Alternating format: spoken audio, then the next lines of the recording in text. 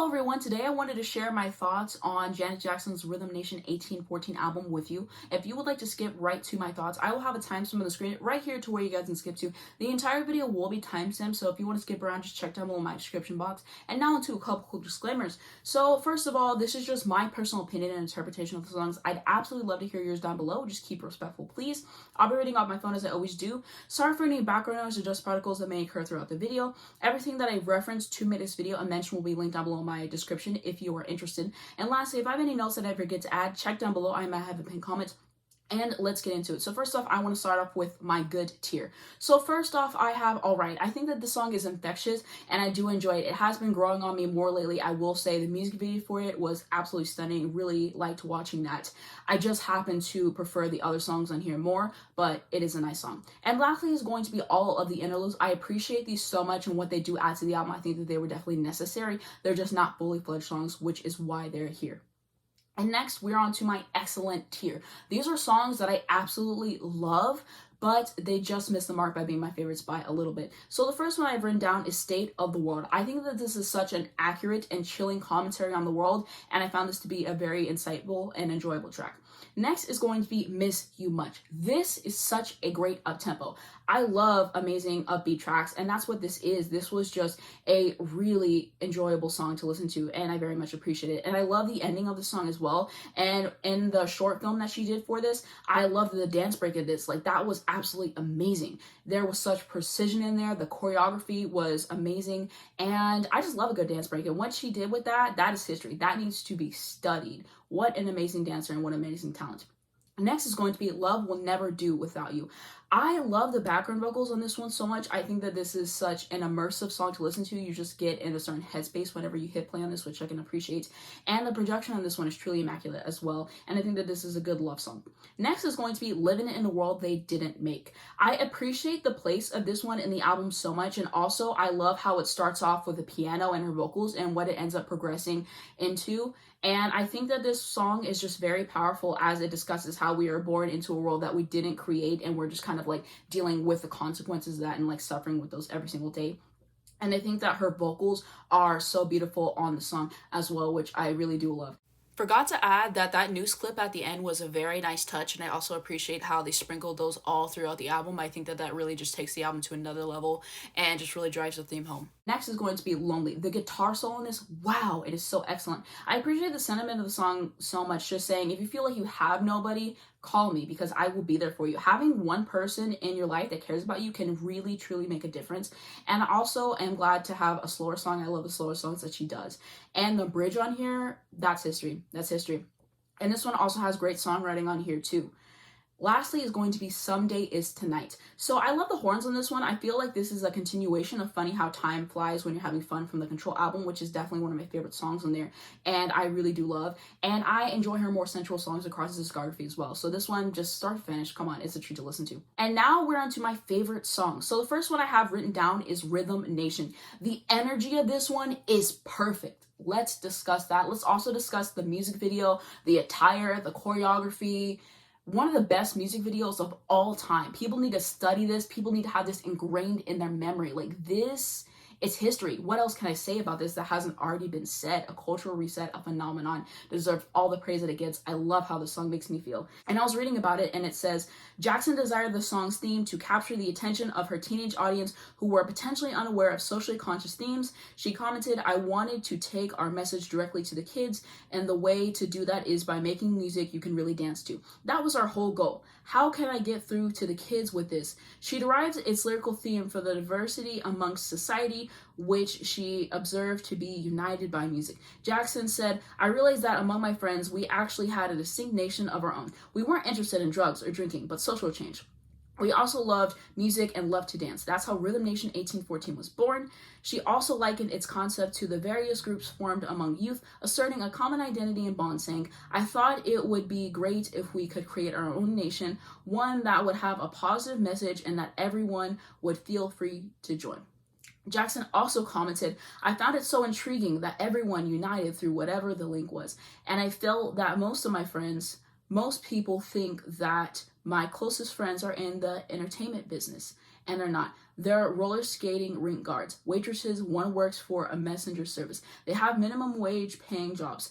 And the one thing that we all have in common is music. I know that within our little group, there is a rhythm nation that exists. Next is going to be Black Cat. She wrote this one alone, and she did exactly what she needed to do with this song. What more can I say? It is incredible. I appreciate her vocal delivery so much, and just like the tone of her voice and the textures that she uses in this song. The guitars are great. The riff that goes throughout is so amazing. It gets stuck in my head all the time. The solo in here is mind-blowing, and the production on this one is truly top-notch. I'm glad to see her do a rock song. She really bodied this, and I absolutely adore it. And the instrumentation before the bridge reminds me of Quantum Leap, which is one of my favorite shows of all time. And the thunder at the end is a nice touch as well. It was the final song recorded for the album after Jackson, along with Jimmy Jam and Terry Lewis, composed its main riff when desiring a rock song to complete the record. Jackson stated, "I'm very proud of Black Cat, which is the first song I've ever written on my own, as well as co-produced. Jackson's idea for Black Cat was based on a warning to a rebel involved in substance abuse, in addition to the consequences of drug addiction. Its composition compares the theme to the folklore superstitions of cats having 9 lives and black cats, foreshadowing a negative omen or misfortune. She also related its title to the bold nature of a panther, saying, I have always felt some kind of connection between myself and a panther. They're not afraid of anything. They're willing to take on anything. That's the way I feel about my work." And next is going to be Come Back to Me. This song is gorgeous. It has me engulfed in it from start to finish. I love her vocals in this so much, especially those ones at the beginning. I love the vocal layering that's going on with this song. They're just delightful to listen to. And this is just a magical song. It is perfectly produced. And this is probably my favorite song on the entire album. It just has a special place in my heart, and I love it so, so much. Next is going to be The Knowledge. This one stresses the importance of education. I love the groove that it has, and her vocal delivery on this one really stands out to me. It makes the song so enjoyable. I love the way that she just like skates in and starts off the song, and just her vocal choices. It is just so pleasant to listen to. And lastly is going to be Escapade. This is so much fun. I love how the song makes me feel, and just the dimension it takes me to whenever I do listen to it. And she's saying, let's go on a trip, let's have fun, let's not worry about our problems for a minute. And the instrumental is easily one of my favorites across the entire album. I think that it just fits the song so well, and I really appreciate the song. And now on to some statistics about the album. Jackson's Rhythm Nation World Tour 1990 became the most successful debut concert tour by a recording artist at the time. She was regarded as a fashion icon with various attire, the album's promotional tour, and the music videos being emulated by youth. Jackson received 9 Grammy Award nominations, becoming the first woman to be nominated for Producer of the Year and winning Best Long-Form Music Video for Rhythm Nation 1814. Jackson received the MTV Video Vanguard Award and a star on the Hollywood Walk of Fame for her significant contributions to popular culture. Her handwritten lyrics to the album's title track, Rhythm Nation, as well as her militaristic uniform for its music video, have been preserved by the Rock and Roll Hall of Fame. In 2021, the Library of Congress announced it selected the album for preservation in the National Recording Registry as a part of the class of 2020, deeming it culturally, historically, or artistically significant. It is also the first album to achieve #1 hits in 3 separate calendar years, with Miss You Much in 1989, Escapade and Black Cat in 1990, and Love Will Never Do Without You in 1991. It made history as the only album to generate 7 top 5 hits on the Billboard Hot 100, and additionally, it is one of only 9 albums to produce a minimum of 4 #1 hits. And there's many more accolades that this album has achieved. Of course, those are just ones that I've written down for this little video. And now onto my overall thoughts on the album. I think that this is such a great concept album. It was such a smart move to do an album about the world and social issues and all that with all these danceable instrumentals.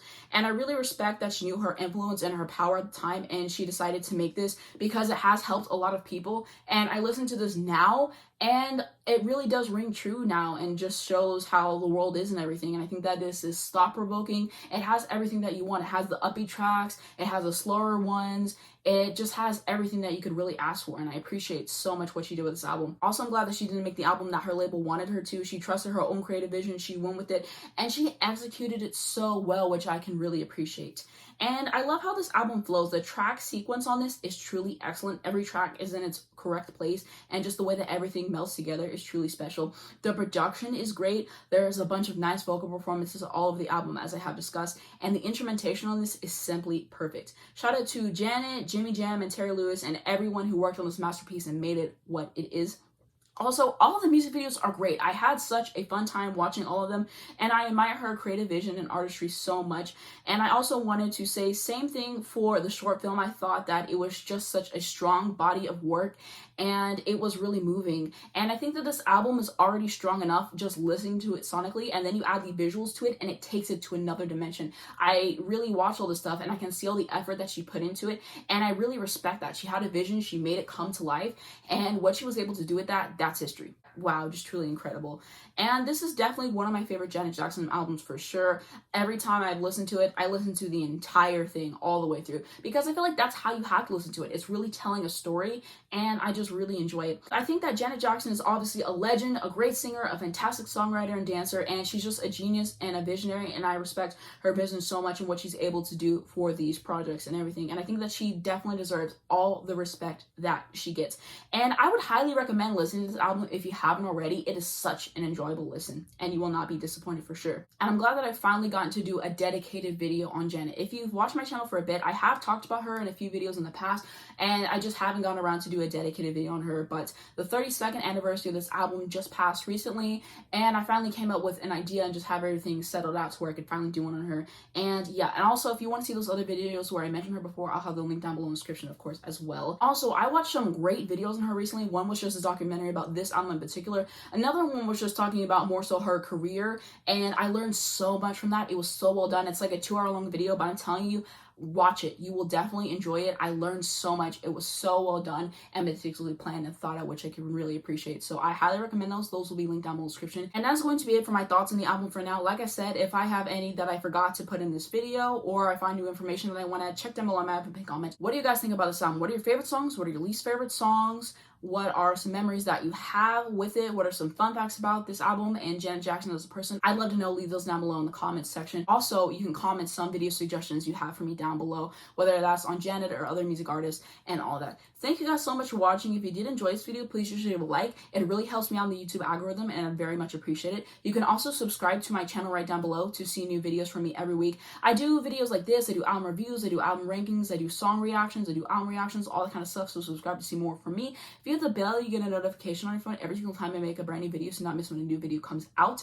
And the first link down in the description, I'm going down my second channel, so if you want to see more of me, check me out on there. And I'm going down my Twitter, my Instagram, my Spotify if you'd like to follow me on those, and also links to stream this amazing album, of course, and lastly, information to educate you guys on important situations. Thank you guys so much for watching this video, and I'll see you in my next one.